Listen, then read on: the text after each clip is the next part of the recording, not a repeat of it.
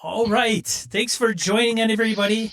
This is Sean from Gaming and BS from gamingandbs.com, our RPG podcast. Tonight, I'm going to be hosting session 0 of Mothership. If you are not familiar with Mothership, it's a science fiction horror RPG. And I will have links somewhere probably in the chat that can show you where to get that. I would like to welcome the volunteers for this crazy experiment. To my left is Jeff Goad of Appendix N podcast. Welcome, Jeff. He doesn't know how to use the microphone, even though he's a podcaster. Yes. I had myself on mute. So, I'm glad to be here. I'm currently digging through my giant dice purse, trying to find all of my D10s so that I'm properly prepared for our session 0. Excellent. And to my right is Jim. Jim, tell us where we could find you on the interwebs and what you're famous for. I am not really famous at all. Come on, man. I'm sorry. You'll mostly find me on the Gaming and BS forums, which you should sign up for. And also you should listen to this guy's podcast. This guy, I'm telling you, man, I didn't pay him to say any of that. All right. And then in the lower left down this way, Mr. Rasher. Jared does a lot of work for Gnome Stew. What else do you do, Jared? Hello. Well, I do reviews for Gnome Stew, like you said, and I also have my blog, What Do I Know, where I also do a lot of reviews, and then occasionally I give my opinions on things which nobody really wants to hear. So, sweet. And we'll actually be recording with one of the gnomes this weekend on Appendix N Book Club. We're going to have Angela on. Angela Murray. Yes, Angela awesome. Murray. One of my favorite gnomes. Yeah, she'll be on to discuss the Swords of Lankmar with us. Go ahead. Wow. You didn't get Brett up for that, I see. Oh. He's already been on. Fair. And frankly, it's too easy. Let's get him on. So the co-host Brett that I do the show with is a big Fofford and the Grey Mauser Fritz Leiber fan. And then below me is Jeff. Jeff, where can people find you? What are you famous for? Jeff Seifert. I am absolutely not famous, and you can find me on just about any of the standard DCC and Gaming and BS websites, here to have fun. And then last but not least, my favorite of all of these guys, Dirtless, a.k.a. Dan. Yeah, that would be me, Dan, aka Dirtless. I'm just a fan of the show. I've done a few other gaming sessions, but nothing with video. So I'm just here to have a good time and learn what Mothership is about. Sweet. So this is free flowing. We don't have anything prepared necessarily. I just wanted to get everybody online. I think Curtis is another one that wanted in. I don't know. I sent him all of the info. But if he shows up mysteriously, Curtis Takahashi kind of squeezed in at the last minute. So he has gamed with us on the Astonishing Swordsman and Sorcerer Hyperborea game some time ago. So for everybody that didn't know, everybody that's here, welcome. I hope all you guys become good friends and take vacations with each other after all this craziness is over with. What I thought we would do tonight is go through character generation, obviously, answer any questions that you guys might have about the game, which I am learning myself. I have not run the game. I am in the midst of reading all the rules. But I don't think it's an overly difficult, complex game. Has anybody here played Mothership? I have both played it and run it. Oh, you have, Jeff? Yeah, I've done both. Are you going to be my rules guy? I mean, no. I mean, if you want, you can ask my opinion and I can make something up, but I'm not claiming I know how to do it properly, but I've done it. I really enjoyed how small and concise the rule book was. I haven't gotten through it all yet, but it's a pretty nice setup. Yeah. It won an Annie Award. I want to say in 2018, or I think maybe. I can't remember.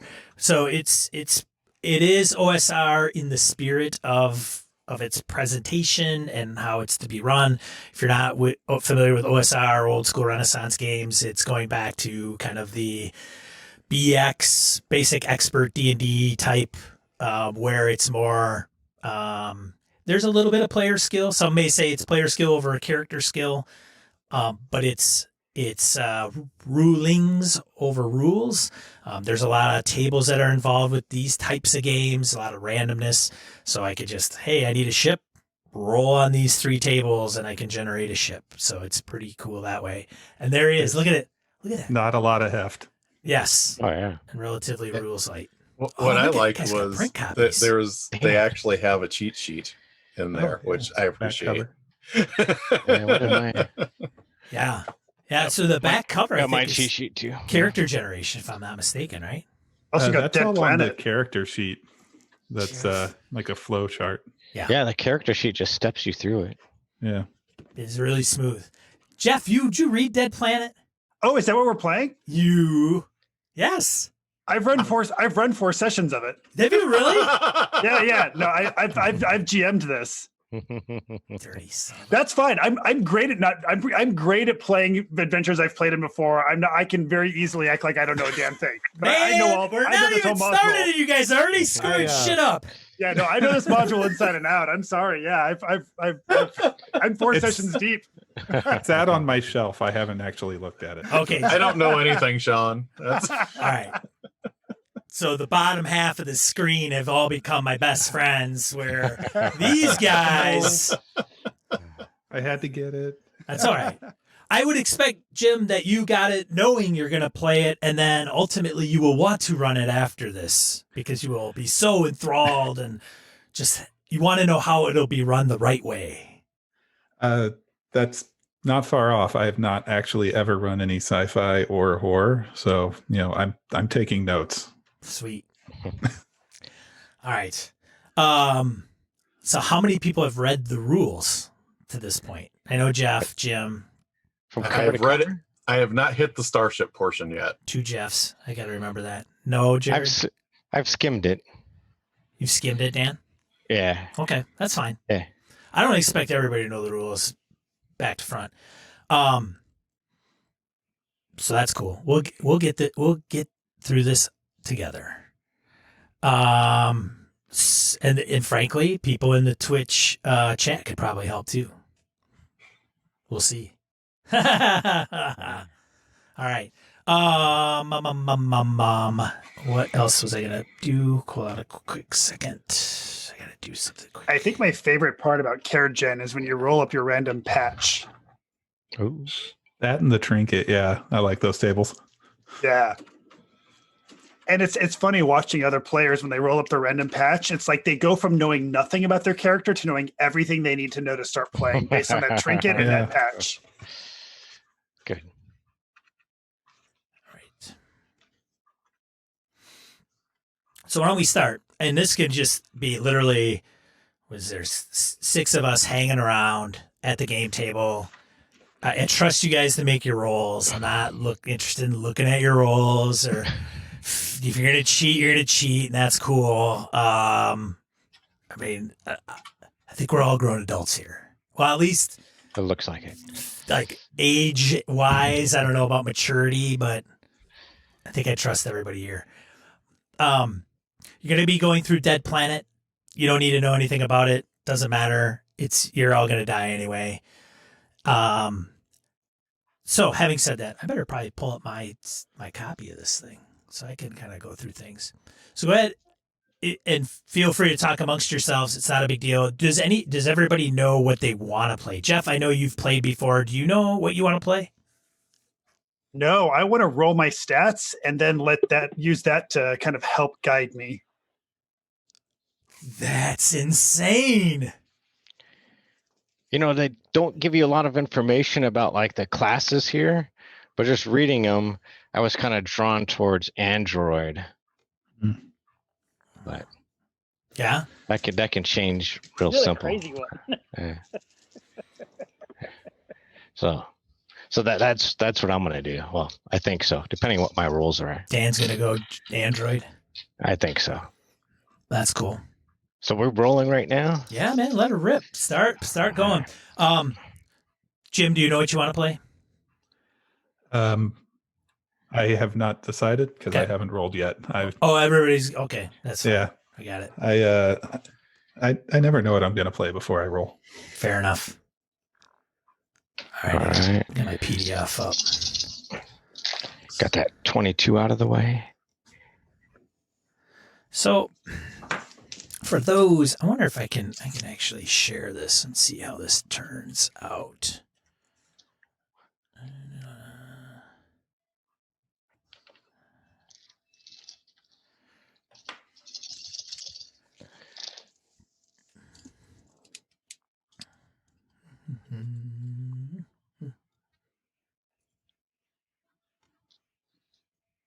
Let's see how this goes.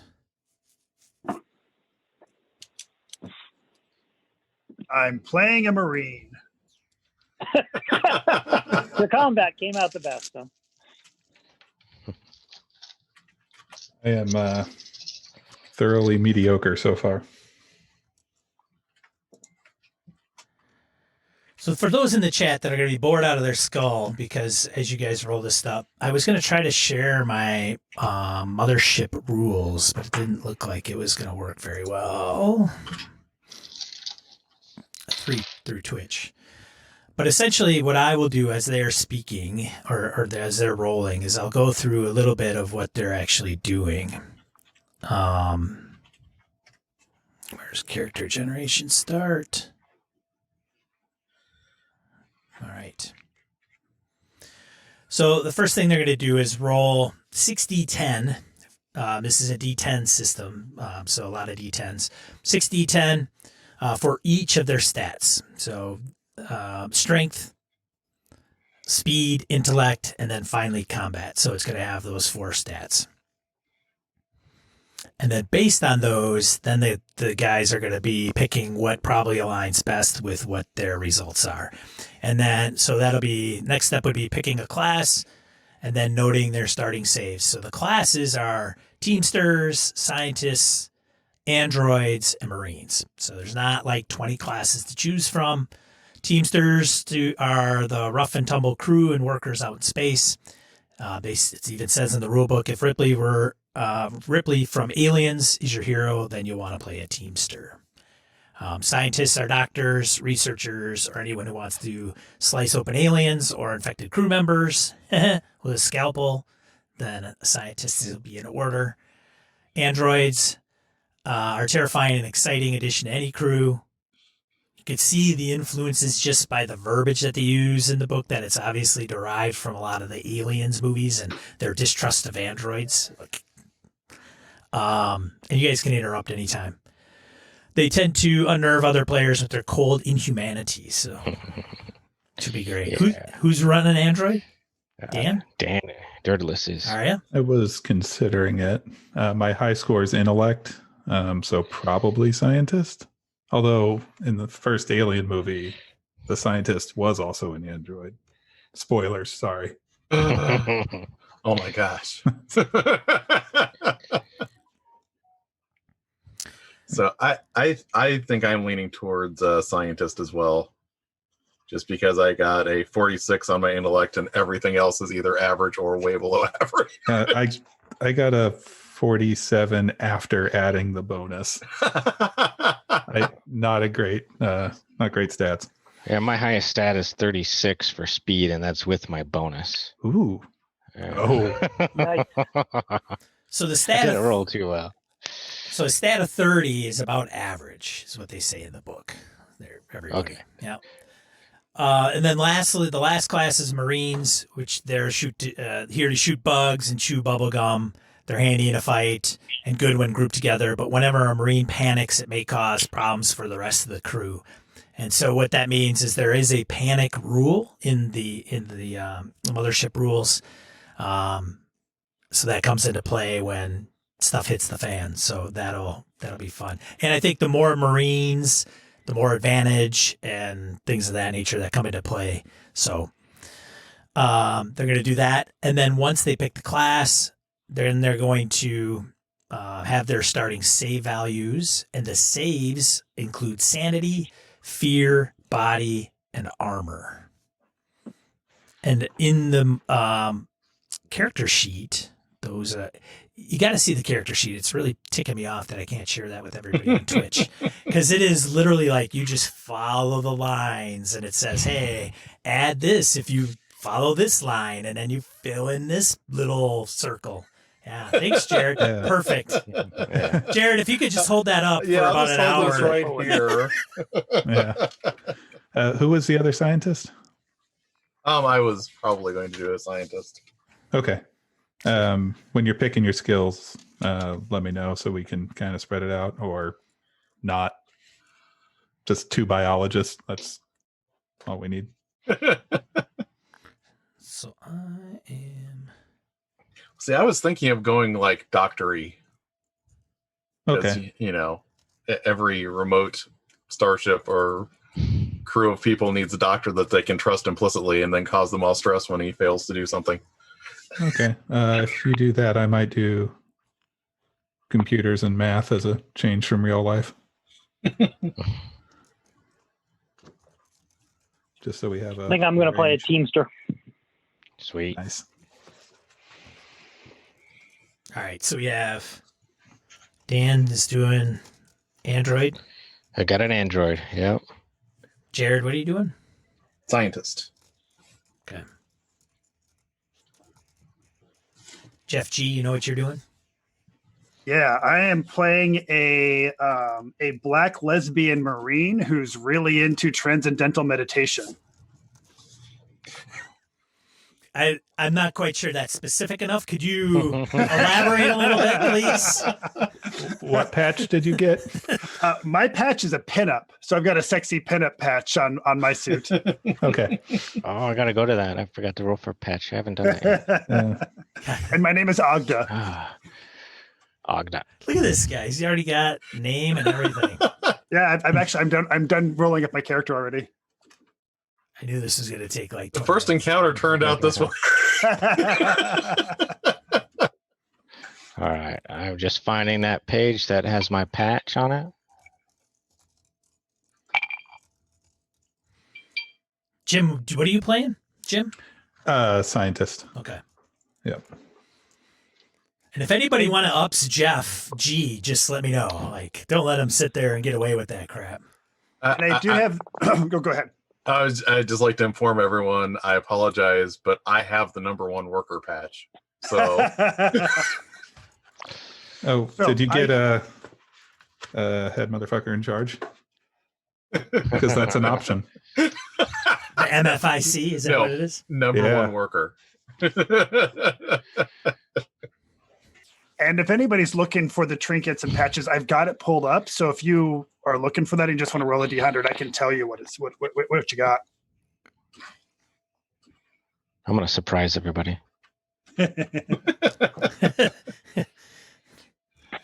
Mr. Seifert, have you determined what you are playing? I'm going to play a Teamster. Even though my combat was my highest roll. I think you told me that. Okay. Yeah. All right. So after they get their saves down, then they take their starting skills and spend their starting skill points. So the skills are trained. Here's the levels: trained, expert, and master. Trained skills cost a point. Expert costs 2. Master costs 3. And in order to go up a level, you have to have paid for the prior level. So in order to be a master in skills, you would have literally had to spend 6 points to get that master level. And master is like you're one of the few in like the universe that know or is very specialized in whatever that skill is. And then expert is pretty well versed professionally, and then trained is you know it well.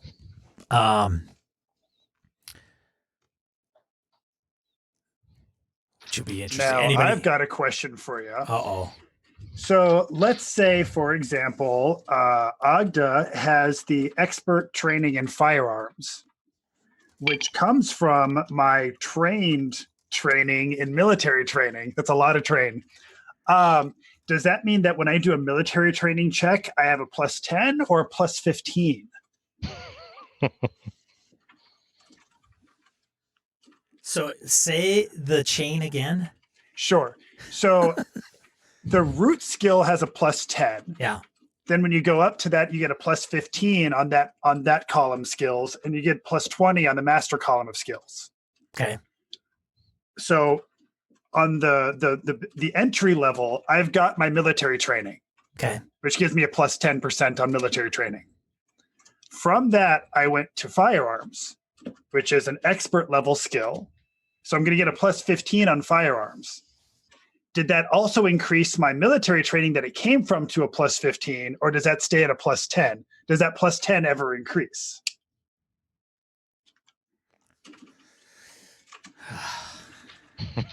That was something I did not see an answer to, and we had to house rule in my game. So I'm curious what your opinion on that is. I'll let you know next week. Yeah. Can you type that up and send it to me? That's fine. I'm good with whatever. How would you handle it, Jeff? I'm good with hearing you out.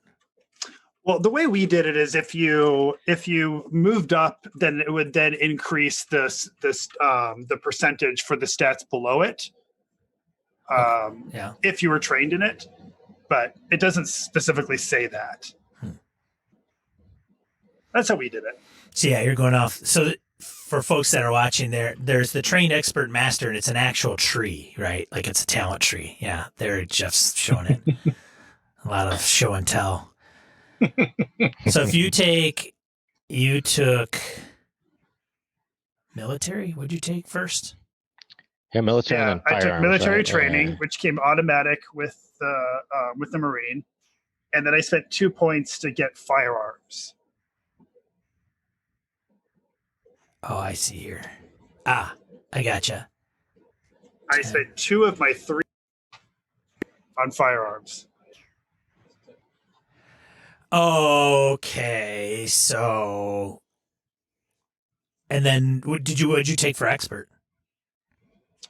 I didn't take anything for expert. Oh, weapon No, specialization. I only had 3 points to spend, so my 1 point that was remaining, I could only buy a beginner level skill. So I took theology since I'm into transcendental meditation. As you do. Yeah, I think it's plus 25, right? That would make sense to me.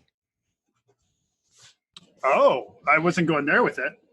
I think he was saying it. Do you move that, like, if he's going to do a military skill roll, is that 10 or 15? Oh, if you do a military skill roll, it's plus 10.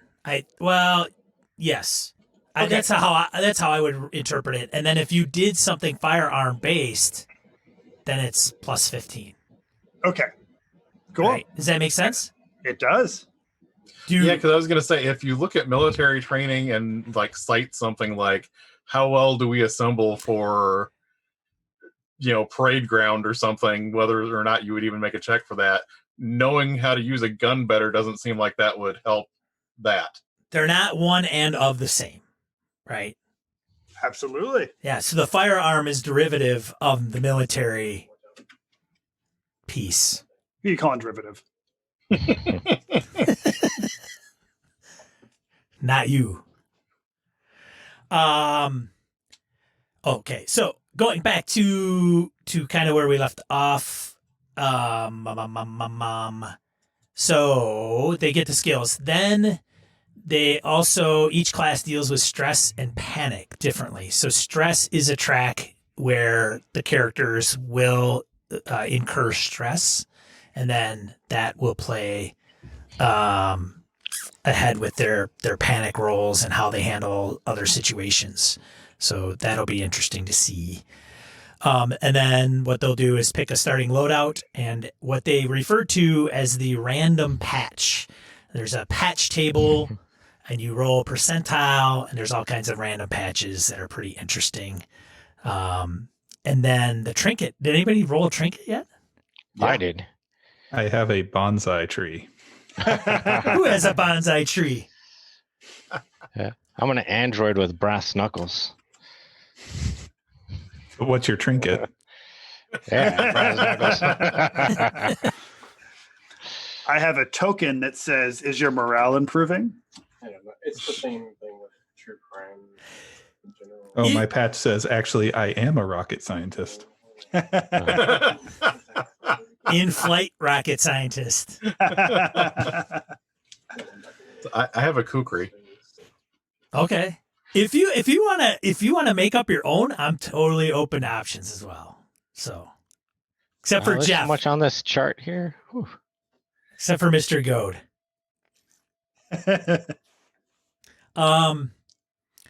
And then the finishing, literally, and then the finishing touches is they'll fill out their stress, which starts at 2, the resolve, which starts at 0, and their max health, which is 2 times their strength, and then their starting credits, which is 5d10 times 10.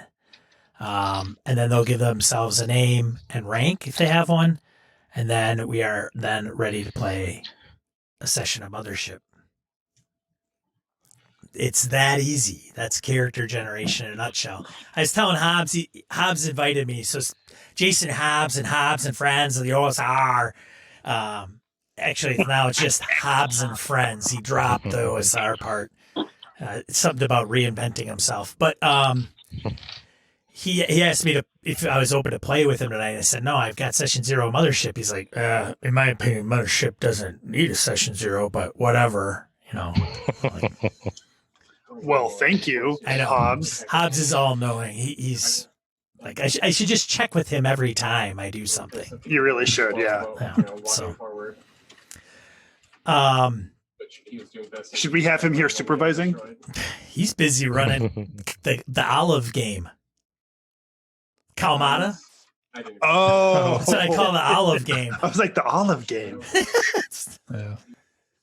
It's the only D&D campaign that I know is named after an olive. I don't know. Hey, to each their own. I'm going to start Pimento Island. There we go. It's full of pits. We can make fun of All him right, I because he's rolled my not patch, here and John. he's not watching. I mean, also it's Hobbs, so we can just make fun of him. That's true. That's fair. Right. That's a given. All right. I have go a ahead. personalized overall, Sean, and my patches says that I'm too pretty to die. So Nice. So I rolled a 32 for my patch. I'm allergic to BS. Nice. How I thought that fit. I thought that was perfect. apropos. Yeah, that wasn't chosen. I was hoping someone would roll the 51 so we know who the captain is. All right. So Dan, you're playing an android. Where are you in all this so far? I think my guy's done. Other than spending the credits I just rolled. Yeah. So I got my trinket was brass knuckles. So then I changed one of my skills to military training because I'm like, why do you have brass knuckles? And allergic to BS.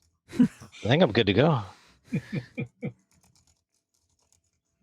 Some poor rolls, but he'll be good. Yeah. He's a red shirt. He's a red shirt. It is no. So as an android, just out of curiosity, as the warden, I am referred to as the warden in Mothership. The game master is.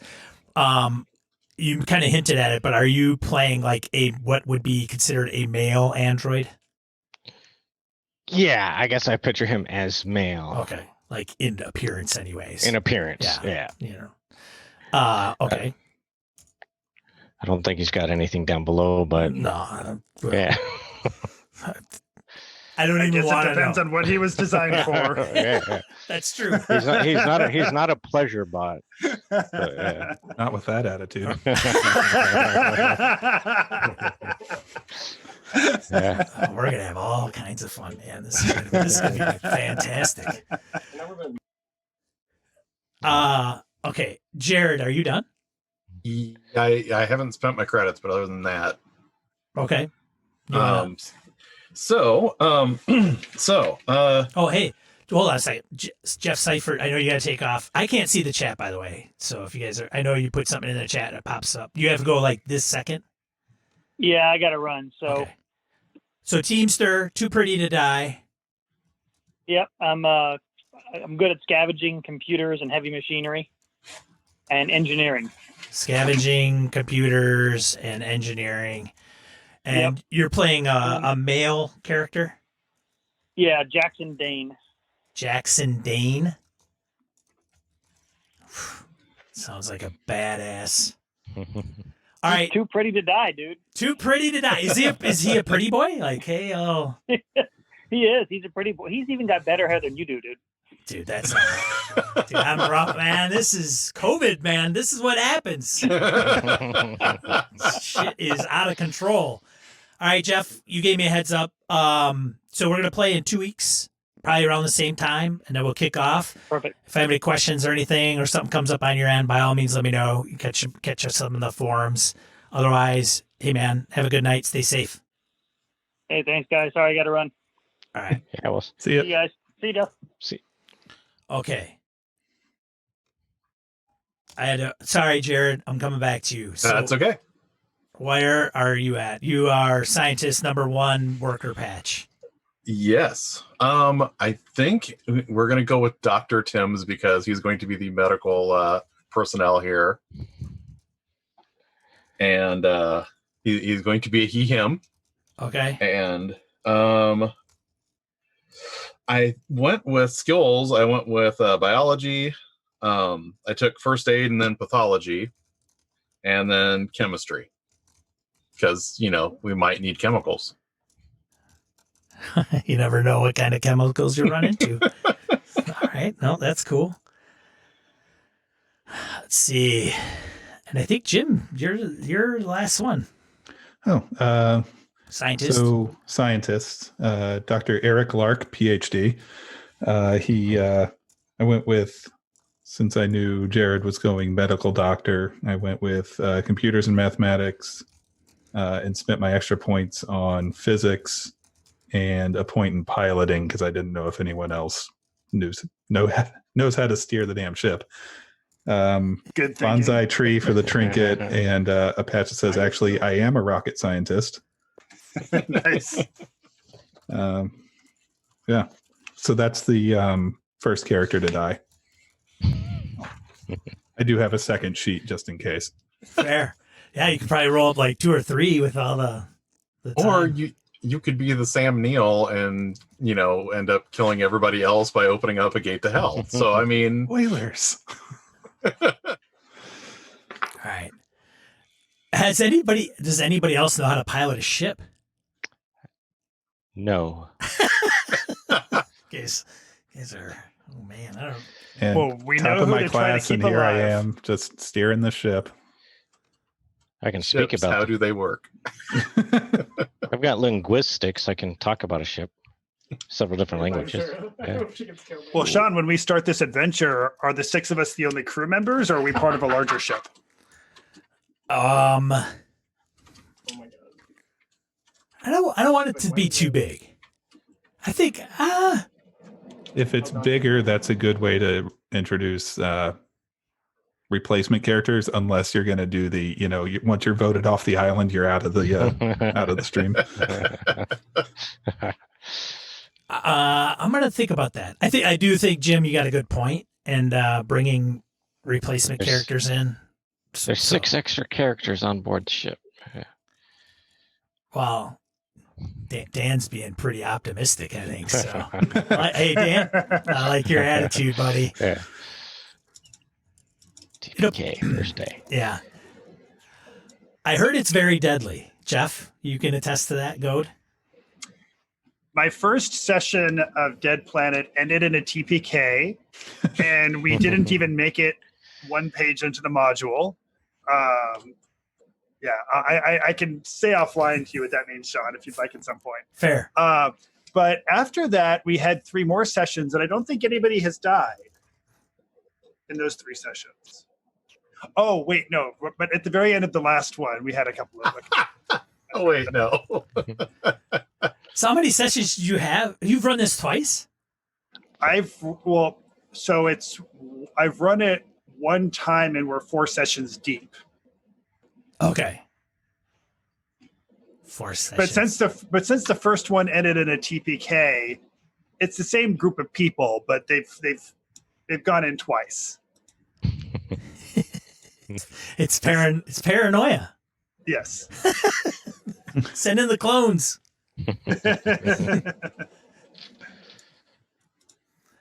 I will probably make a ship that has got some crew that you guys will be able to leverage over time, which is fine. But you guys are sharp. You guys are gonna walk through this. I just have a feeling. And not because we own the book. Yeah. Jim, he's gonna I'm gonna a Dead Planet. You'll read it and I'll start out and you'll be like, wait, hold on a second. What's this guy running? Yeah, baby. You thought it was Dead Planet. I have played Pound of Flesh, sort of, the other module they did. That's the one that ended in a TPK in less than 2 hours because of murder hoboery. I was like, Yeah. I am 10 credits short of being able to buy pills, guys. Yeah. I haven't done the shopping yet. Yeah, I only had 200 credits, so I went ahead and bought a radio jammer for 175 and spent my remaining 25 on a crowbar. Dr. Lark is both weak and poor.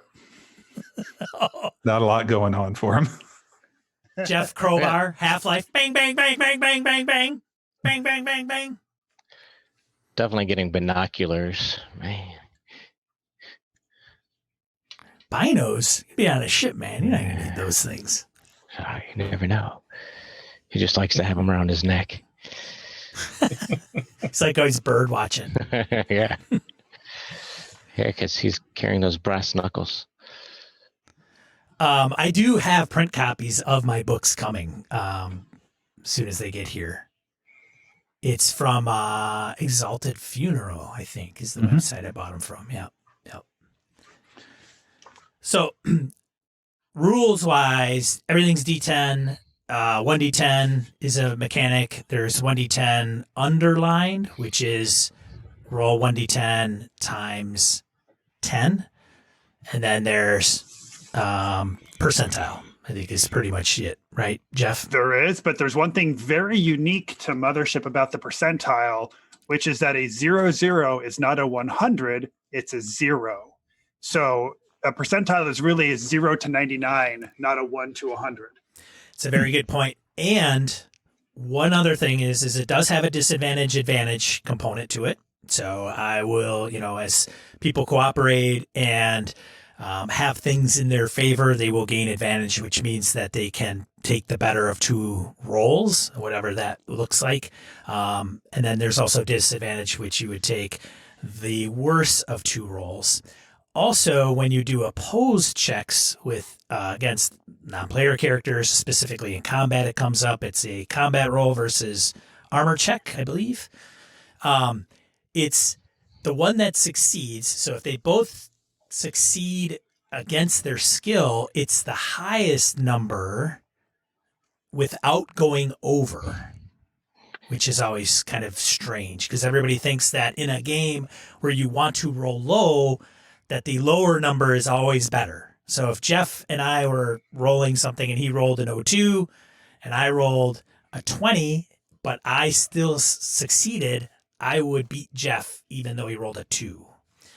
Also, there are critical rolls, so doubles play an important factor for those that haven't read the rules yet. If you roll a double and you fail, it's a critical failure. If you roll a double number and you succeed, then it's a critical success, right?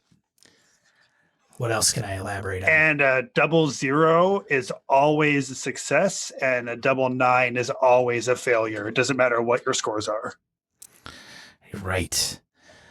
Ammo. Jeff, do you play track ammo?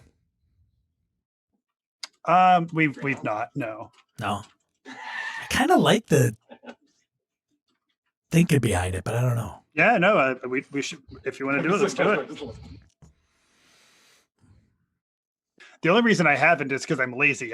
For my style of tracking ammo is if the person who's running the character sheet is keeping track of it and they tell me they're out, all right. And if I have a player who's not keeping track of it, then they just seem to have infinite ammo. I kind of Probably feel not like the best way to do it, but I kind of feel like this would benefit from like a usage die kind of thing where you're not actually sure how much ammo you have at any given time. I like that. Yeah. Yeah, and I don't have a problem using critical failures for that stuff either. Like, yep, you go to reload and the magazine's empty. All right. Let's see. Opposed checks we mentioned, the percentiles, the doubles, the criticals, advantage, disadvantage. Skill checks, there's a number. They need to roll under it. It's pretty much about it from that perspective. Saves. So sanity, fear, body, and armor, they typically aren't made willingly. So they would face something. I would tell them to make a save. Again, it's rolling under their scores, much like a stat check. Crisis checks, those are almost similar to what some folks in 4th edition D&D may equate to a skill. What are they called? Challenge. Skill challenge. That's right, Jared. Thank you. Where a crisis check has a target number of successes that the team has to come up with in order to overcome something. It's usually where there's multiple things going on. Maybe it's between usually 1 and 3. And I think it says like, okay, so performing surgery or mining an asteroid are 2 examples. It's this amount that you have to succeed in a row. Did you do it that way, Jeff? Or did you just do it like they have to succeed 3 times, period? I don't remember encountering that. Okay. What is this? Critical or crisis checks. When you have like it's a multiple skill check challenge kind of thing. I didn't do any of those. Jeff, did you run this game, Jeff? Are you sure? I did. I don't remember encountering that. Okay. See, I kind of like the in a row thing just because there is a reroll mechanic that is tied to that whole thing. Let's see. Check combat. Situation with combat. So for those that haven't read it, you check for surprise. And then you roll fear save. If you fail the fear save, you are surprised. And you are unable to act for 1 round. It's rounds and turns is how things are measured in Mothership. So a combat takes place in both rounds and turns. A turn is focused on 1 individual player. So it's kind of inverse of what a lot of people refer to in D&D, where everything is a round, and then the 10 rounds is a turn. It's the opposite of that in Mothership. There's a speed check for initiative. You make the speed check. Everybody that succeeds in the speed check goes before the enemy. Everybody that fails goes after the enemy. Boom, done. Simple. What they could do on their turn is a couple actions. And they vary. Usually they're attacking, bandaging a wound, but they're called 2 significant actions that they can use on their turn. The funny thing is what I'm telling everybody today is what Brett and I are going to do the next show on Sunday. So you guys could just not listen to that one. That's cool. Skip next week. Yeah, skip next week. I gotta admit, now that I'm not driving anywhere, I'm really behind on my podcast because that's where I do most of my podcast listening. The same thing. Yeah. Same thing. I'm like, so I am not caught up. Episode. Yeah. My commute is going to that desk over there. Exactly. I'm at work now. Yeah, I was thinking about that too, and it's not uncommon. A lot of podcasters are seeing download numbers tank because everybody's habits have changed. Yeah. And I've actually contemplated, I haven't brought it up to Brett, and I don't think we're going to do it, but one of the things I've considered is making podcasts like 5 or 10 minutes. What could Brett and I talk about 5 or 10 minutes? That would be a feat. Especially Brett. Because he doesn't talk much. Glad you guys are laughing. So there is move that's based on their speed in meters in one movement action. Don't worry, guys. I'll get eaten first because my speed is 21. There's a combat rule I really like for automatic weapons where unless you have military training or firearm skill, you have to reload after using it because you're not good at trigger discipline. Oh, yeah. I really like that. It literally is stated in there because you don't know when to let go of the trigger. So you just like, and then you're like run out of ammo and you have to reload. Guess what's going to happen when Dr. Lark finds a pulse rifle? There's bonuses for cover. Let's see. Hit location. We won't play hit location. Damage is going to be based off of. So this will be interesting. So damage, something to be aware of, is you take damage, you subtract it from your health. Okay, so in this game, it's health. If it's a critical hit, or if you take more damage than half your max in one hit, you need to make a panic roll. So, and then if you fail your panic roll, you're in a lot of trouble. Whenever you have a chance to rest, so healing in this game is you can only heal when you rest for 6 hours. Your body will attempt to heal your wounds naturally, and then to represent this resting, you should make a body save, and if successful, you heal health equal to the amount you succeeded by. We'll cross that bridge when we come to it if you guys don't remember. On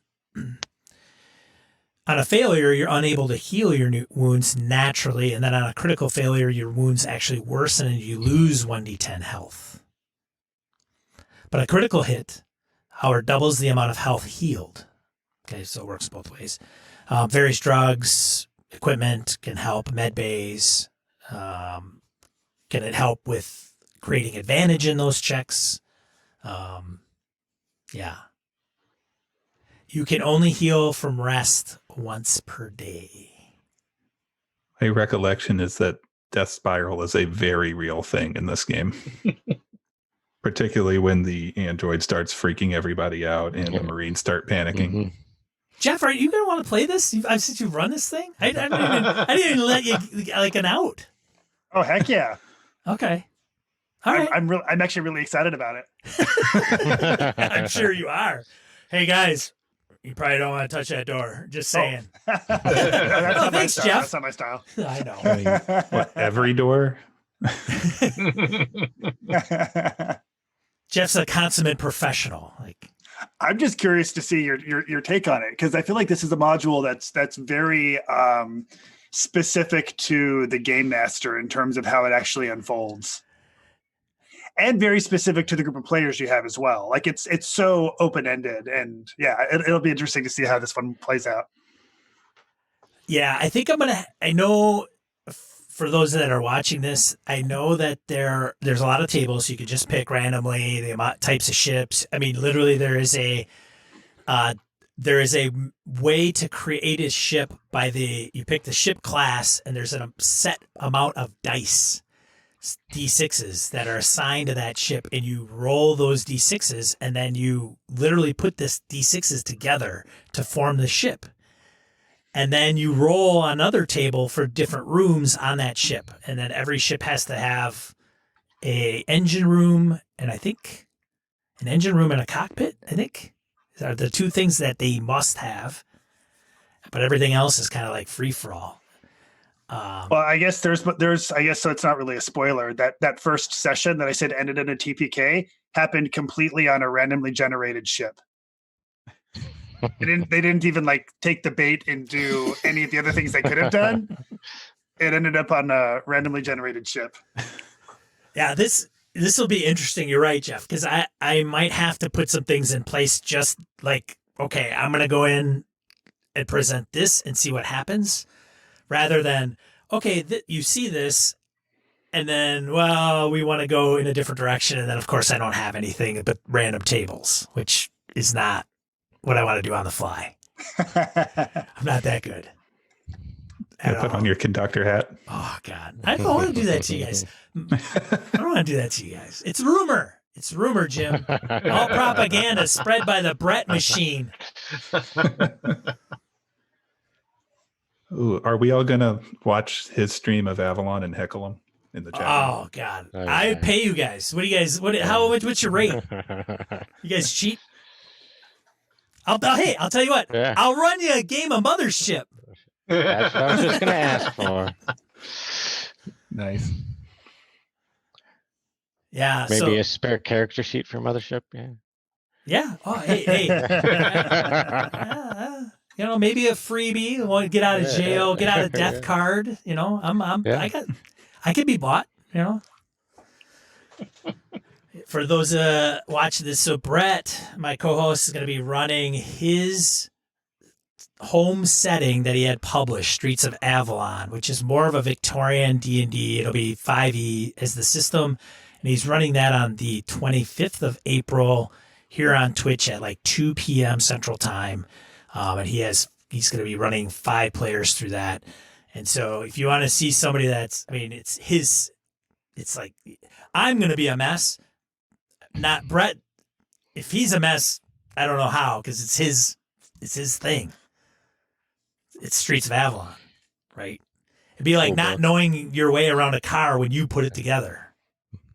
So, yeah, that'll be fun. Yep, it's a pretty cool book. I had him sign it for my son. I gave it to my son for his Christmas present. Oh, that's awesome. Yeah. What'd your son think of it? You could tell me offline if you want to. He thought it was cool just because of the signature. He's like, that guy wrote it. I'm like, yeah. Yeah. He hasn't read it yet. There it is. Yeah. Published by Encoded Designs. And also, look at that. Ooh. Jared's written some blog entries about some alternative classes, right, Jared, for that? Yeah, I did. I went in and looked through some of the subclasses that kind of made sense for Avalon and ones that didn't. So, like anything that added overt magic to things like rogues and fighters that normally aren't magical, I didn't include on the list, and things like that. Basically, anything that seemed creepy and depressing that got put on the list. Nothing official. It was just my thought process on it. No, that's cool, man. Pretty cool. Going back to Mothership, unconscious in death whenever you reach 0 health, make a body save, and if you fail, you're dead. But if you succeed, then you fall unconscious, and then I make a secret roll on a table below You to may find still out be dead. find out when you regain conscious. So there's a table on 1d10, of course. Number 1, you're comatose and brain dead. Only extraordinary measures will return you to the walking world. 2 through 3 in 1d10 days with 1 health. -5 strength, -5 speed, -5 intellect. Permanent loss on the intellect. Disadvantage on rolls for 1d10 days and 1d10 stress. Well, that'll be fun. Playing that one. On a 4 to 6 result in 1d10 hours, you'll have 1 health, -5 strength, -5 speed, permanent loss on the speed, disadvantage on all rolls for 1d10 hours, and +3 stress. 7 to 9 in 1d10 minutes, you will be at 1 health, -5 strength, permanently lost, and then disadvantage on all rolls for 3d10 minutes, +2 stress. And then the big 10, immediately 1 health, disadvantage on all rolls for 1 to 10 minutes, +1 stress. So a 10's not bad. range. We won't talk about that. Different weapons. And how many experience points are we earning for session 0? Man, these guys already hitting me up for experience points. Well, I mean, Jeff did have an entire lifetime's worth of experience with his backstory. That's true. I don't even know how. I haven't gotten to the point where we're about leveling yet. I was kidding. Jeff, you can have 1 million experience points. Yes, But you I can't- win. But I you, win Mothership. but you can't. This But you guy's can't. thinking he's going to live to level 2. But you can't spend them for 6 months. So you got that going for you, Okay, thank you. which is pretty nice. There are mercenaries, which I don't know if you guys are gonna. Did your party ever explore mercenaries, Jeff? No. No.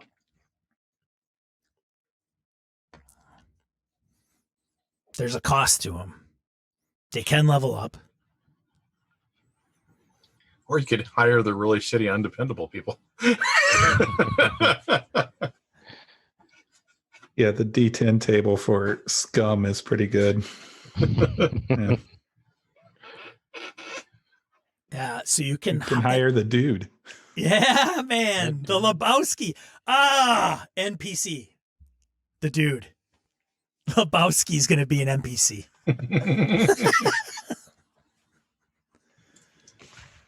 Somebody's gonna steal his rug from the ship. So mercenaries are a little bit more not ton robust in this game, but there are different types of mercenaries that these guys could actually engage with and hire, like archaeologists, asteroid miner, android captain, courier, doctor, navigator, pilot, priest, psychologist, researcher,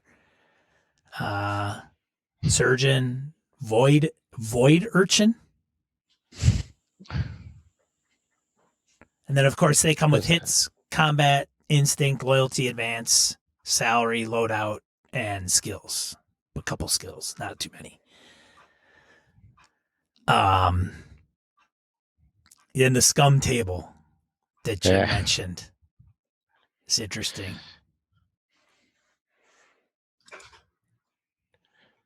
They're archetypes, not individuals. Cost 100 credits up front and have a salary of 200. They're less specialized, right? Looks like. And then, of course, they have a table for motivation. Wow. So stress is a big component. Stress is a measure of that toll on all the encounters, emptiness of space, the horrors. It doesn't do anything. They say the higher your stress is, the more likely you are to panic. So it ties directly into the panic roll. And then how do you gain stress? It's by failing sanity, fear, body, and armor saves. So whenever this happens, you gain 1 or more stress. And there's other examples. Going without food or water, anytime the ship takes a hit, certain creatures. Jeff, you play up stress a lot? Yeah. Handing it out like ecstasy at a rave? Yeah. Sweet. Not that I know anything about that. Too old, God. I don't rave. Get stared at weirdly. I don't think anybody who's young goes to raves. Really? Not I think anymore. I think raves have been left behind in the 1990s. I don't think they even made it into this century. See, look at that. Man. I'm talking like a dad. Hey, you guys still raving? Going to that rave tonight, kids? I think now they're just outdoors and they call them festivals. Comes back to Woodstock. Yeah. Let's see. You can attempt a fear save to relieve your stress. If you're successful, you can relieve 1 stress point for every 10 points your save succeeded by. rounded down. Crits double it. That's nice. Resting isn't the only way to recover stress. Oh, you can spend time to give therapy to the character. No psychologists. Nope. Transcendental meditation. Wait, do you have to be trained to actually attempt psychology? I've got training in theology. That might work. Let's see. Oh, it says it does. Psychology Yeah. or theology. Yeah, actually listed in the book. Weird. Wow, that's strange, Jeff. You just happened to like throw that out there. I also like that you could chain that into xenoesotericism. Long-term goals. Once 6 months from now, when I can spend that 1 million experience points, I'll be getting xenoesoteric. You're gonna be living the high life then. Finally made it as an alien shaman. See, panic check. Panic check determines whether you are able to keep your cool under extreme pressure. 2-step stress check, 2d10, roll over your current stress, you don't panic, and you relieve one stress. That's interesting. You roll over your current stress. Okay. So I guess it gets harder as it goes up, huh? That makes sense. If you roll equal to or lower than your current stress, however, you panic and move on to step 2. Step 2, we roll 4 panic effect. 2d10, roll another 2d10 on the panic effect table to the right and add your current stress. And so the panic effects are like laser focus, minor adrenaline rush, a major adrenaline rush, anxious, nervous twitch, cowardice, hallucinations, crippling fear, overwhelmed, rattled, paranoid, death drive. Oh, death drive. Days. Yeah. Catatonic. Dan was talking about how long it lasts. XD 10 days of death drive. Oh, that's cool. Whenever you encounter a stranger or known enemy, you must make a sanity save or else immediately attack them. Where'd that passenger go that we picked up? Oh, they were a little too close to the airlock. Sorry about that. They walked in the wrong room. Yeah. There's broken, catatonic, psychotic, compounding problems, roll twice on the table, descent into madness, psychological collapse, or the lucky number 30, which is heart attack, instant death. Sweet. And then we haven't gone over like starship stuff, how long it takes. And the nice thing about Mothership 2 is almost a lot of this, the way it's kind of broken down and indexed, is you have the chapter, I guess, for lack of better words, where you have, chapter 23, hiring mercenaries, and then everything underneath it is like a sub chapter. It's a page. It's the page number. Is it the page? It's the page number. Yeah, Oh, I caught that today when I was skimming through it. So everything on 27 is page 27, and then so you know exactly where to go. Yeah, and literally a lot of the rules are that it's talking about are on one page, typically. So Yeah. it's really well done. I should talk to Don Stroud about this. You know Don, Jeff? He's always muted. Yes. Have you had him on the show? No. Oh. I've had him on Spellburn, Huh? but not the Appendix End Book Club. Don Stroud was on the Drink Spin Run podcast, with Adam Muskevich.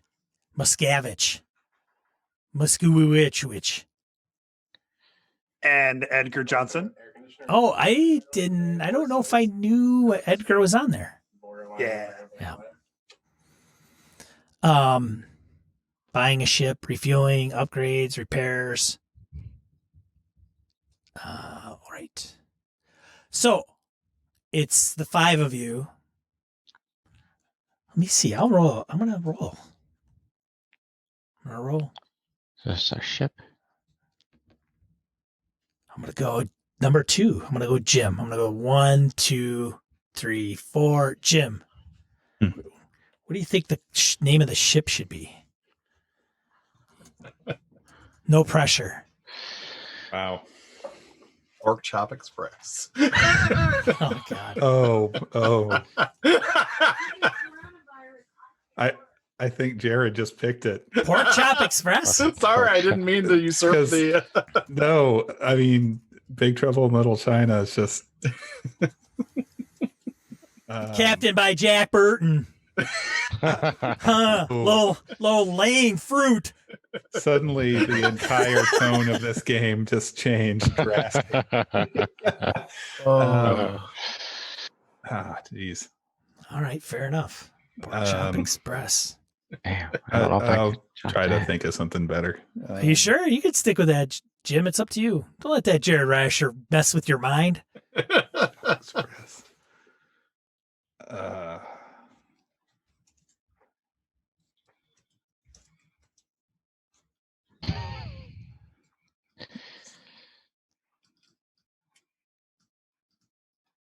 All right. Yeah.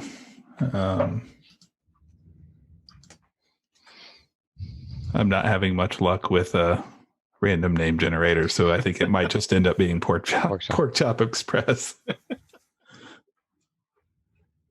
Here's a question: What kind of ship is it? What are we doing out in space? Yeah, we need more information about the ship before we can actually name it. Yeah, good one. They don't have. Do they have a random ship size generator?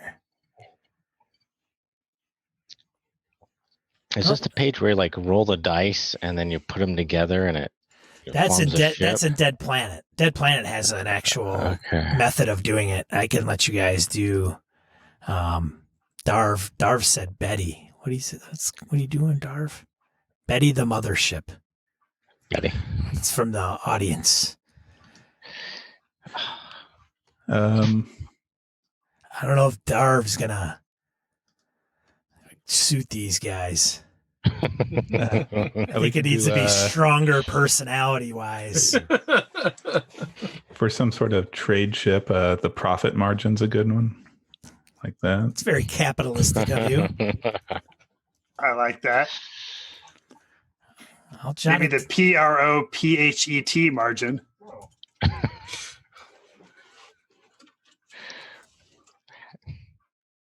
I'm actually looking at a list of ship names from the Culture series. I don't know if you've read any of those, but the ship names are usually pretty good.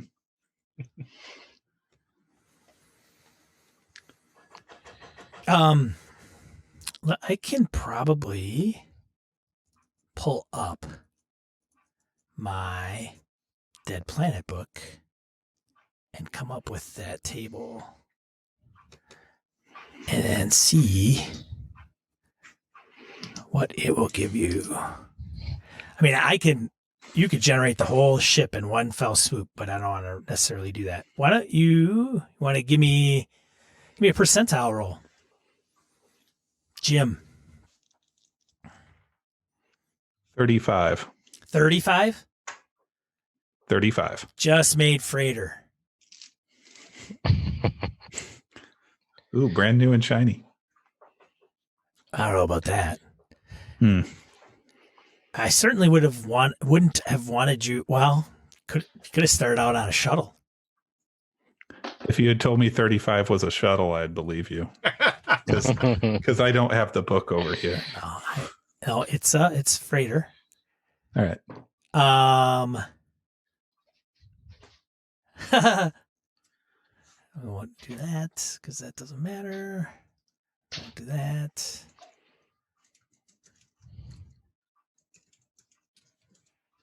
I think that's all that you will need to know. The other one is my info. I think Jeff knows what I'm talking about. So a freighter. Freighter. We could call it the Ernie Ford. 16 tons. What do you get? Nice.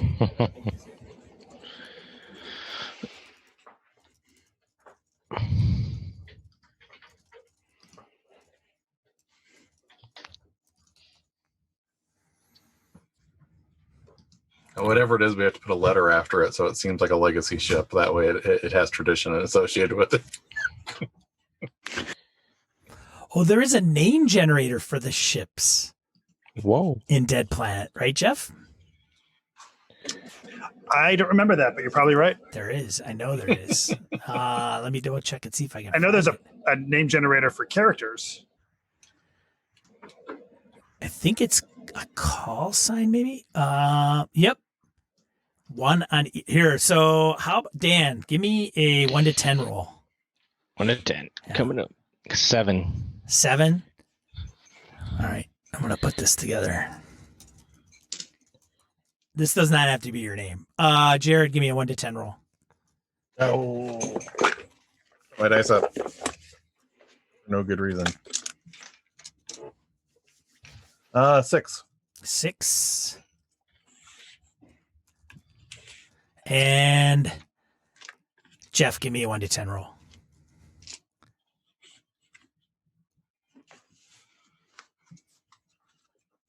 7. 7. All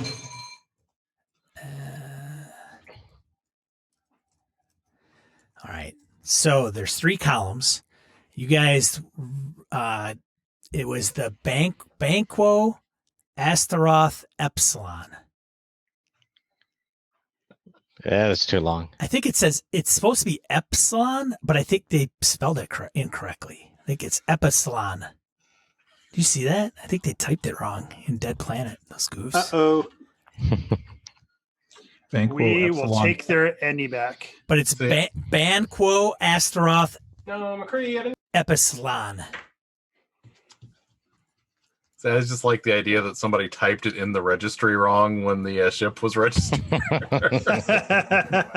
That's a good point. I don't know. Or hey, language is fluid. Maybe in the future it's spelled differently.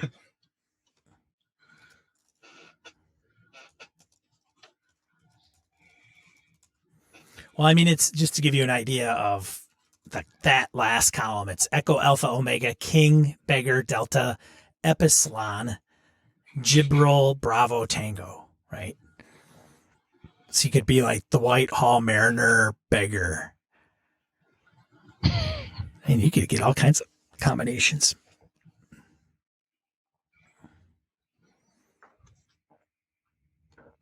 Did you guys decide on a name, or are you guys going to mull that over? I don't know. Right now, the pork chop is just popping up. Dan's voted for the pork chop. By the first session, you guys have to have a name for your ship.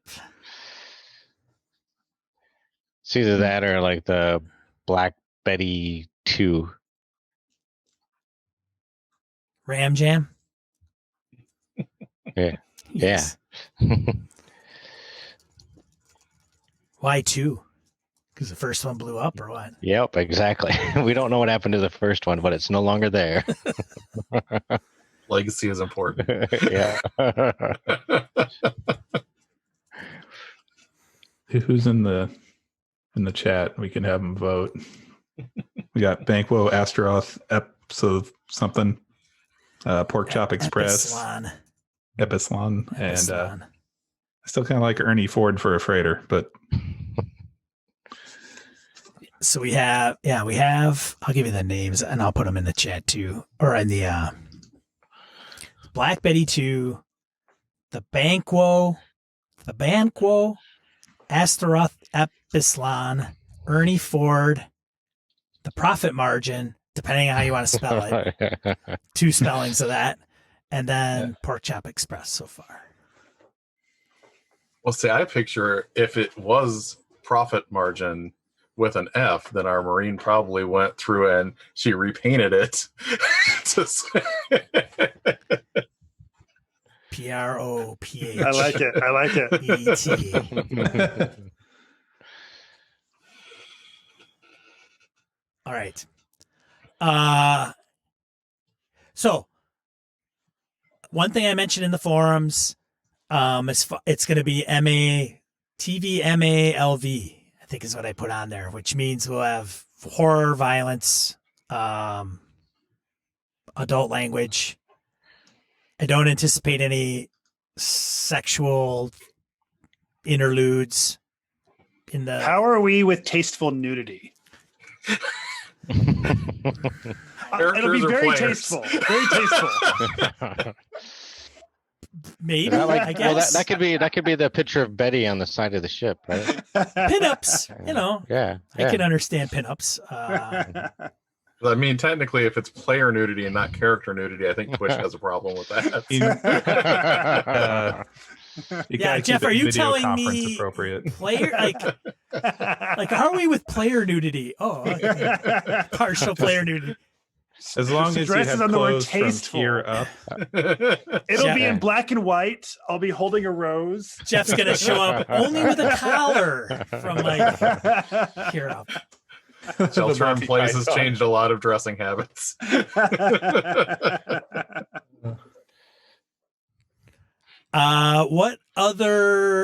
What other things? Anything you guys want to ask or know haven't about? We didn't finished. cover.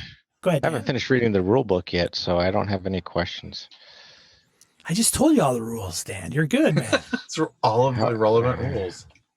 No, I know how to roll a d10. got to roll 2 most of the time. Yeah, that's good. Halfway there.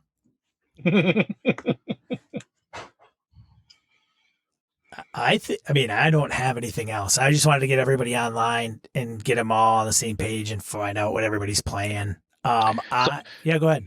So as we're reading about this, as we're going through our character sheet, I realized that I can either roll for the money times 10 or take the loadout and then roll the money not times 10.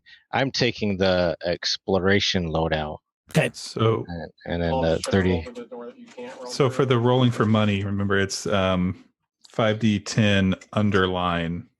So that's times 10. Yep. And if you don't take the loadout, it's times another 10. So basically times 100. If you don't take a loadout. Okay, so if I do take the loadout, it's only times 10. If you don't, then it's times 100 instead. Oh, he fucking. And then you just buy it piecemeal. I'm probably going to not do a loadout because the only one they have that's like science-y is more medical doctor. Yeah, I took the examination one. And Dr. Eric Lark doesn't really mess with squishy things. So So I've got the exploration loadout. So Okay. I took extermination with a radio jammer and a crowbar thrown in. okay, and I got binoculars, so we can see down the hallway Or into space. I mean, into space. You could look out into space with binos for sure. Or deep into your subconscious. Mm-hmm. Or somebody else's subconscious.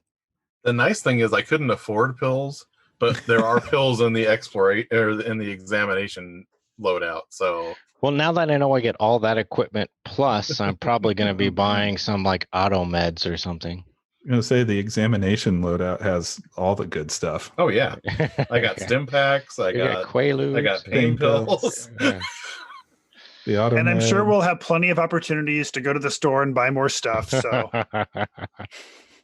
The In company space. store. Of course you will. It's a ship. It's got stuff on it. exactly. Everywhere you go, there's nothing. Nope, nothing there. Huh. Go to there. Oh, You- nothing you there. can Hey, get you're in the med addicted to bay. stim Huh. packs if you take them too often. Mhm. I think pain pills too. Yeah. I was reading something about like the auto meds where they're like biotechnology. Those sounded cool. I got some of those. What you need? Yeah, I've got it. It's like a Grateful Dead concert. Hey, I'm in charge of the crew's health and morale. Very, very well. Officer. Nice. All right. So you're gonna have artwork up for 2 weeks from now? artwork? Yeah, just some of these cool pictures in the book, like the way that center page with all the weapons on it look, You know how they're just kind of pieced together. Oh, you mean under the weapons combat, the combat Yeah. guns? Yeah. Yeah, it's pretty cool how they put that together. The theme's Yeah. pretty. I like the theme Just that they hold the brought book together. up Yeah, the entire time. Yeah, like that. That's pretty cool. I thought you were asking Sean if he was going to draw our characters for us. Exactly. you know how me drawing your characters. Like it's just would not go over very well. I'm pretty good at drawing stick figures. I don't even know your characters. I mean, I wouldn't feel right doing it. Besides, anyone ever really know their characters? Right, and besides, I mean, how long could you possibly have them? I expect to be. Don't saying, waste my time, Dan. I expect to be saying I hardly knew him pretty quickly. So. Yeah. But he was my first one. Hey, Dan, 3-page character write-up. I appreciate that, too, Yeah. next time we play. I'll get it to you by Tuesday. Sounds good. That and the TPR reports, please. Man, my D&D campaign that's been going on for like 6 months, he still doesn't have my character background. Comes from a noble background but has no living family that the DM can hang over your head. Yeah. Yeah, he's been in the city before. Sure. Yeah. Yeah. I won't hold anything in your background against you in the first session. Well, I was probably just built a few months ago, I'm guessing. I don't have a lot of background. That's a good point. His family's my med scanner. Wait, we have a brand new freighter, right? So maybe he was built with the ship. I was built with the ship. Yeah, I came was with the ship? pre-installed with the ship. But do you come with pre-installed memories, or are you aware of your youthfulness? Oh, they probably gave me some background memories. So that way I wouldn't feel left out when everybody else was talking around the table. So I can imagine the negotiation for the ship and an android thrown in. Yeah. I'll tell you what, throw this in, call it a deal. We'll just put a bow on it and it's all good to go. Yeah. He was almost a pleasure bot, but was a little too mouthy. Just not a good fit. Not a good fit. See, but what would be even more fun is every time he has one of the false memories, he has to make a sanity check. Yeah. Or once he realizes it's a false memory, like that's not really your memory. Like he's like, oh shit. Yeah. That sounds pretty cool. Well, that's good. I'm glad you're flexible, Dan. I appreciate that. I'm glad you're going with the flow. This is going to make things a lot easier. He's now a pleasure bot. I haven't actually seen, I think it's Gradient Descent is the most recent one they did. And doesn't that take place in like an android factory or something of that nature? Oh, their newest adventure? Yeah. I don't know. I haven't seen it. Gradient Descent, I think is what it's called. Yeah, I haven't heard of that one. I'll take your word for it, Jim. How's everybody doing otherwise? I think my character's all set. I mean, even outside the game, like, is everybody? I mean, Sean is trying to show human empathy. I'm trying to relate to you guys somehow. I don't know. It's kind of weird. I usually don't like people, and I don't know. It's kind of strange. So, like, how was your day? I haven't seen any in person in weeks, and I work like once a week. Man, that's about it. I was excited because the last couple of days I've actually done stuff that people directly needed instead of busy work. So that was fun. Yeah. Starting next month, I'm going to be down to 4-day weeks. They're doing cost cutting, but is what it is. Yeah, they're pretty great. I'm still getting paid, full time, but I only work like 1 day a week. Wow. So, Wow. Oof, ride that sucker out, man. I don't know. yeah. Guessing you're not in the medical field. Right. Oh, no, that would be my wife. Yeah. Is she in the medical field? Yeah. She works at a hospital. Yeah. So she's busy right now. Yeah. she's pretty busy. Yeah. My sister's a respiratory therapist, so Oh, she's real Wow. busy. oh yeah, Oh wow. yeah. Wow. Can't imagine the stress. Yeah, a good friend of mine is on a ventilator in New York right now. Seriously? Uh, That's right. Yeah. So for people that don't know, Jeff's originally from New York City, or lived in New York City for quite some time. Yeah, for 16 years until about 2 years ago. really? Now you're in Ohio, right, Jeff? I'm in Cleveland now. Yeah. Cleveland rocks. So where's everybody else from? Because I'm in Wisconsin. I'm from Illinois originally. I've lived in the Nashville area for 15 years now, something like that. Okay. I'm from Illinois originally, and I'm still in Illinois. So Nice. Up near Chicago or downstate? So I am like a town over from Champaign-Urbana. Oh, I lived in Urbana for several years, Mhm. and I'm originally from around the St. Louis area, Mm-hmm. but on the Illinois side of the river. I'm in Wisconsin.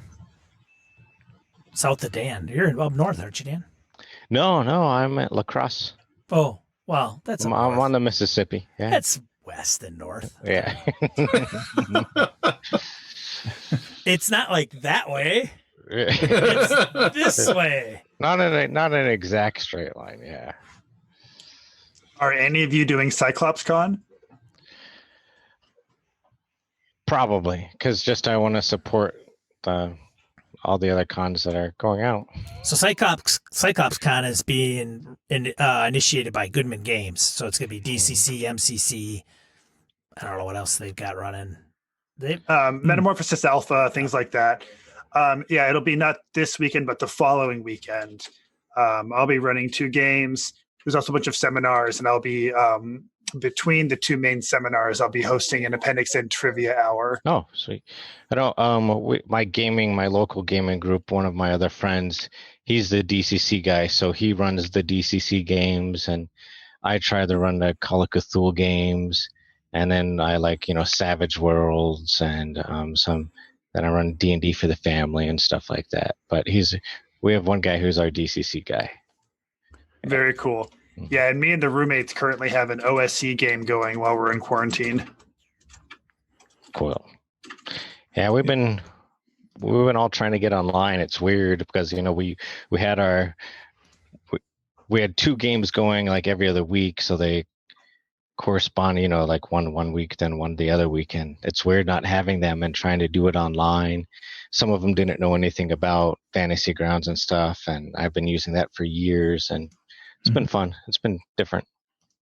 I've been running Stonehell Dungeon open table using Old School Essentials for better part of a year, I think. I started it while the Kickstarter was still going on, is I think when I started it. Cool. That's like every other week now. Our only game that didn't manage to transition online was I was going to start running Spectaculars, and we had a session 0 for it. And it's very component heavy, so I didn't want to try and convert that over. Yeah. So, but What's Spectaculars? It is a supers game. It's done by Rodney Thompson. I don't know if you saw Dusk City Outlaws, but it's that same similar setup where you build your character by assembling a certain number of cards. And for Dusk City Outlaws, it was just basically like your role in the heist and what syndicate you work for, and then you draw a card that has like a unique quirk to you. For Spectaculars, it's a little bit more in depth because you're picking an archetype of what type of superhero character you are. Then you pick an origin. You can have up to 3 powers and an identity, and that builds out what individual skills you have. But that's another one where you would roll percentile, but you want to roll as close to the skill as possible, because like when you're doing damage, if you have a damaging power, you do the amount of damage that you rolled, but if you roll over it, you didn't successfully do it. So like if you had a 75 for blast, you would want to roll as close to 75 as possible to do more damage to successfully have used the power. I kind of like the Price is Right mechanics there. Which I've been saying the Price is Right rules. Yeah. That's cool. I am running Tomb of Annihilation this Saturday, which is the ongoing campaign I've been involved with for, I think it's at least 1 year, 2 years maybe. I don't know. I lost track of time. Which will be Time interesting. is meaningless now. Yeah, it's weird. Which will be interesting because the group isn't. They're not an online group at all. I mean, one of the players is, but the rest not maybe so much. So it's going to be like, this thing doesn't work. Like, oh great, we lost that guy. Hey Jeff, where are you? It's Jeff's group, my buddy Jeff's, and then the other game that's going to be kicking off Tuesday for us that I'm playing in is Stars Without Number. Oh, neat. Cool. I saw that book that you posted. That looked pretty cool. Yeah. So I ordered the I've book. read it a lot. Yeah. Haven't played it. It looks awesome. Same. I've flipped through it quite a bit and caressed the pages. Yeah, And the sector creation rules look Yes. awesome. So there is a online sector creator. Mhm. Have you seen it, Jim?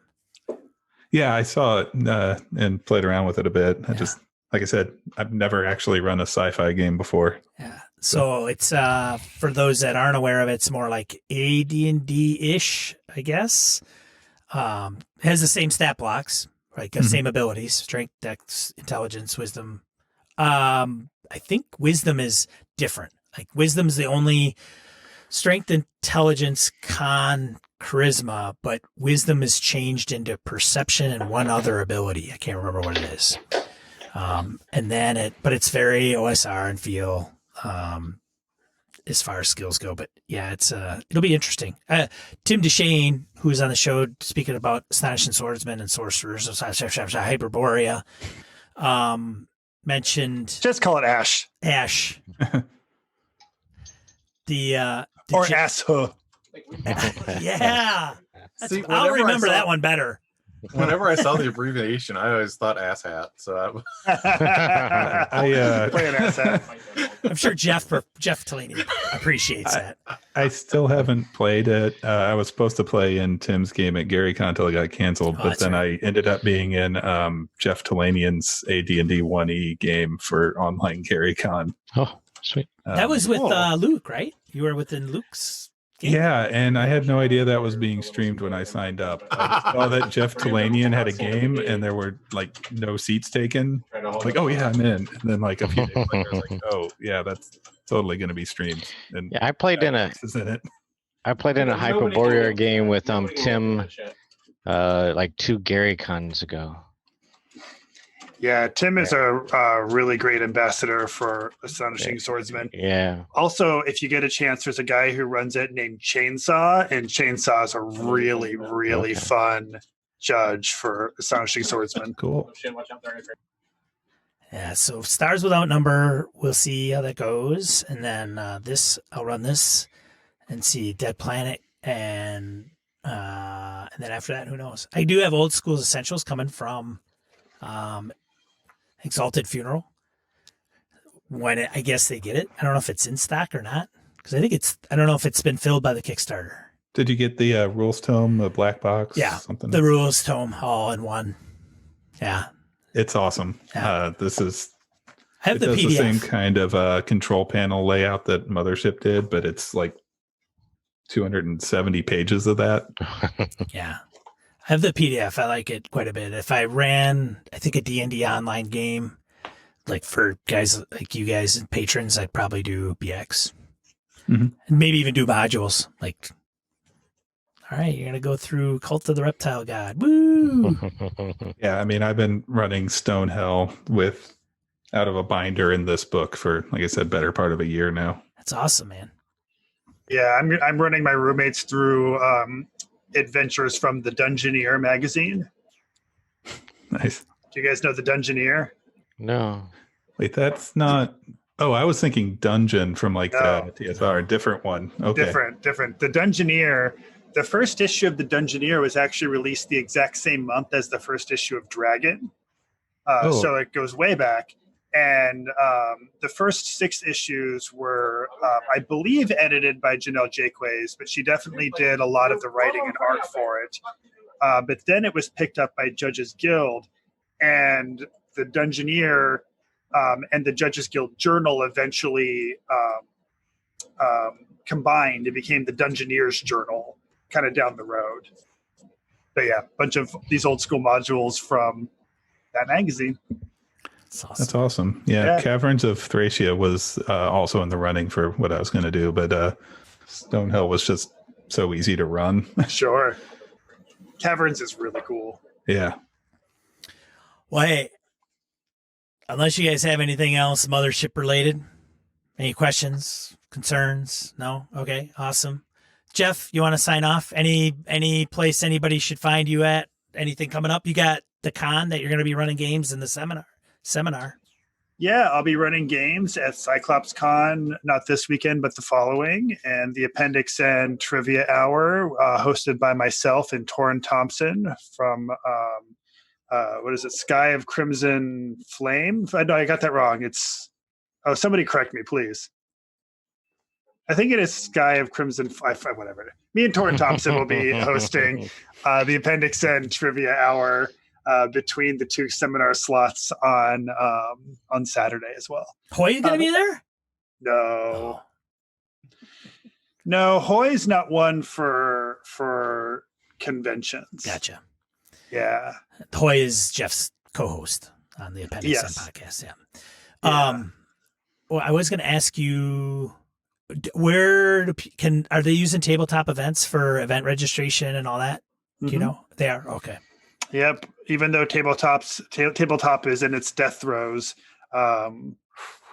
they are able to use it for Cyclops Con. Well, and there is the convention that they are running that we posted up on the forums that are, all the proceeds will go to keeping their lights on, essentially. So, Con of Champions. Yep. Con of Champions. Check that out online. And if you can, badges start at $2 and go up to like 7,000 or something crazy. They're up to like over 160 events now. Great. Yeah. I will not be buying a $7,000 badge. Wait, I know you fell on hard times recently, Jeff. Otherwise, I can understand. All right, Jim, what about you? You want to plug anything? Nothing to plug. Nothing to plug. Yeah, on Twitter, Jim? Jim's on. No. You can find him on our forums somewhere. On the forums, I'm one of those weirdos on MeWe, although I don't look at it too much, and various Discord servers. All right, sweet. Dan, what about you? Anything to plug? Not really anything to plug. I'm kind of like Jim. I'm usually on Discord, and if you find me anywhere, it's usually with the same name, Dirtiless. I'm just Jim everywhere. Jared Rasher's got all kinds of places to plug. That guy's everywhere. This freaking guy. Well, if you look up What Do I Know, you can see whatever reviews I end up putting on my personal blog. And then you should read Gnome Stew on a regular basis anyway, because everyone there is awesome. But especially pay attention to the reviews that come out on Gnome Stew, because oftentimes I am the one writing those as well. So what's your website, the domain? I'm going. You know what? You don't know the URL? I'll look it up just for you, because Jared just goes there. He doesn't know the website address. Like not knowing your own phone number. It's true. I don't know my own phone number either. Gnomestew.com. Gnomestew.com. Well, yes, gnomestew.com is Gnomestew. Yeah. And then my personal blog is knighterrantjr.blogspot.com.